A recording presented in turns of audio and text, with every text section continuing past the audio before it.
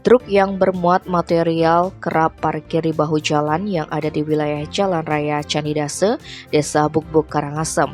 Melihat situasi tersebut, personel Polsek Karangasem pun memberikan teguran kepada para sopir yang melakukan parkir di sekitar jalan tersebut. Kapolsek Karangasem Kompol Putu Sunarjaya menjelaskan, parkir truk di badan jalan secara beriringan bisa mengganggu kelancaran arus lalu lintas, bahkan bisa memicu terjadinya kecelakaan.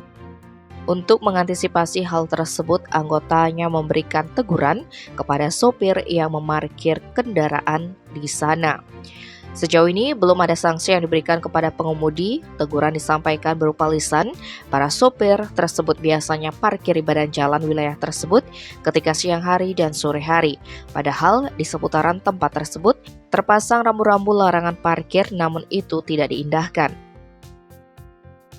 Tim Polexpress melaporkan.